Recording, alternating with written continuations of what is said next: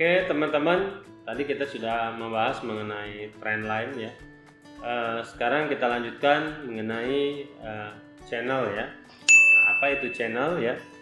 Nah, pada dasarnya channel ini pengembangan dari trendline juga ya. Jadi terdiri dari dua trendline yang sejajar ya, yang membentuk koridor ya, baik itu up ataupun down ya. Nah, jadi nanti garis-garis sejajar ini kalau yang di atas yaitu berarti garis-garis resisten, kalau yang di bawah ya berarti support ya. Nah, seperti apa ya? Nah, kalau dilihat dari bentuknya channel ya terdiri dari tiga ya. Up channel yaitu terbentuk ketika pergerakan harga sedang dalam keadaan uptrend ya.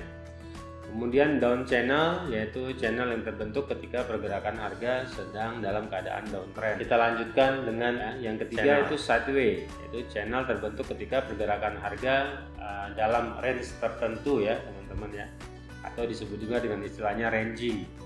Oke, nah kita lihat ya contohnya seperti apa.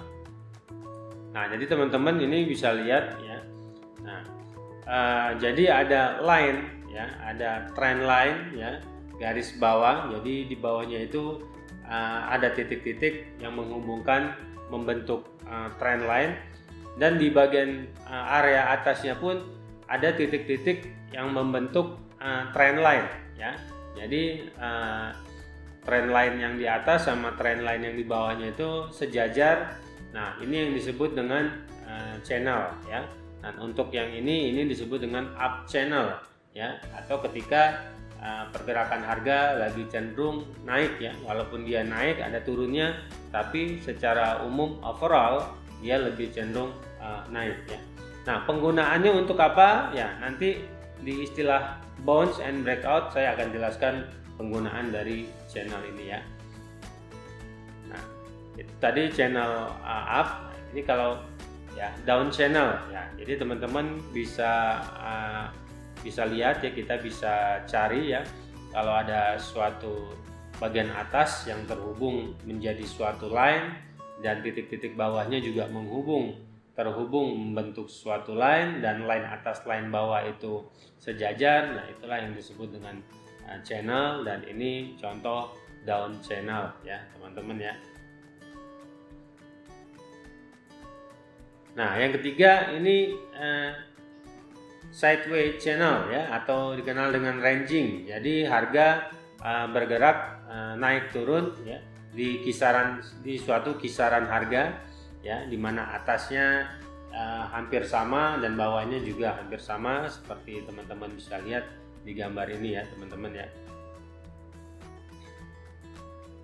Nah, yang perlu diperhatikan ketika membuat channel, pertama ya, tidak ada ketentuan baku, tapi semakin curam ya, semakin curam garisnya atau trend line-nya, itu semakin tidak reliable ya, karena akan semakin gampang ditembus ya teman-teman ya. Nah, jadi cari juga jangan terlalu curam ininya ya. Nah, semakin sering channel kita diuji ya, atau gagal ditembus dari pergerakan harga, maka channel itu semakin reliable ya, berarti semakin valid channel yang terbentuk ya. Nah, garis-garis resisten dan support pada sebuah channel ini ya tidak menunjukkan level resisten atau support yang pasti ya, merupakan sebuah area atau range ya, range resisten dan support ya teman-teman ya.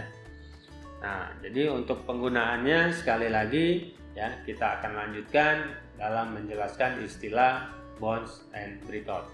Oke, see you.